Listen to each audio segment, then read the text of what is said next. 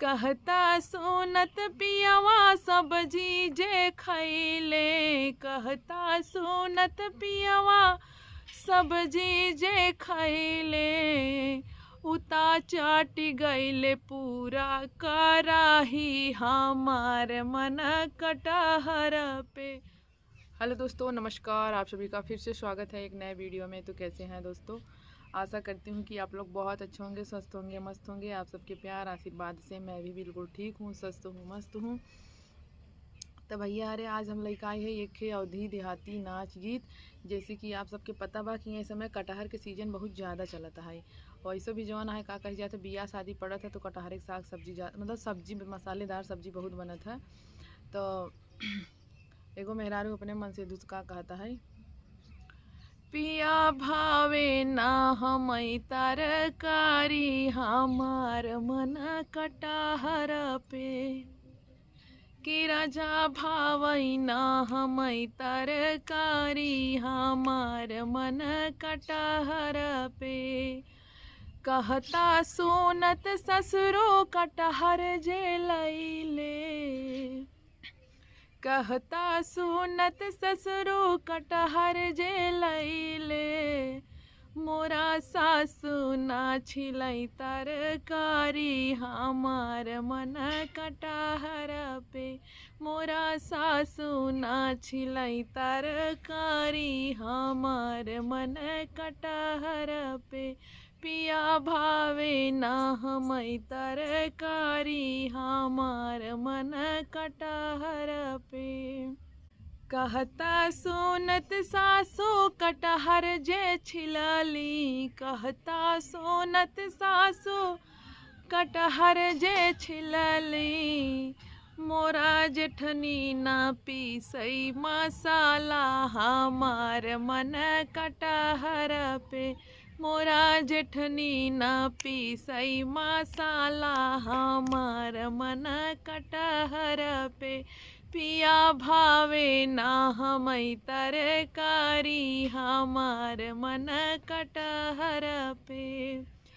कहता सुनत जेठनी मसला जो पीसई। कहता सुनत जेठनी मसला जो पीसई। कि मोरा ननदी ना बनावई तरकारी हमार मन कटहर पे। मोरा ननदी ना बनावई तरकारी हमार मन कटहर पे। पिया हमका ना भावई तरकारी हमार मन कटहर पे। राजा हमके ना भावई तरकारी हमार मन कटहर पे। कहता सुनत ननदी सब्जी बनैली। कहता सुनत ननदी सब्जी बनैली। कि मोरा सैया नाची खई तरकारी हमार मन कटहर पे। मोरा सैया नाची खई तरकारी हमार मन कटहर पे। पिया हमका ना भावई तरकारी हमार मन कटहर पे। कहता सुनत पियवा सब्जी जे खैले। कहता सुनत पियवा सब्जी जे खैले। उता चाट गईले पूरा कराही हमार मन कटहर पे। उता खाई गईले पूरा कराही हमार मन कटहर पे।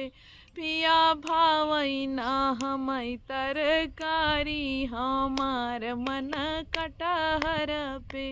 राजा भावई ना हमई तरकारी हमार मन कटहर पे। तो भैया अरे गीत कैसन लाग जरूर कमेंट में बतावल जाया। एक वीडियो बनावे खातिर बड़ा ही मेहनत लागत है भैया। अरे ऐसे फ्री में वीडियो ना बन जाता है। तो आप सब अपन प्यार आशीर्वाद जरूर दे जाई हैं, ठीक बा। फिर मिलत है अगले वीडियो में अगले गीत के साथ। आप सब ऐसे चैनल पे बना रहा जा। अगर फेसबुक पेज पे देखत हैं तो ज़रूर फॉलो करत जा, अपन प्यार आशीर्वाद दीज जा।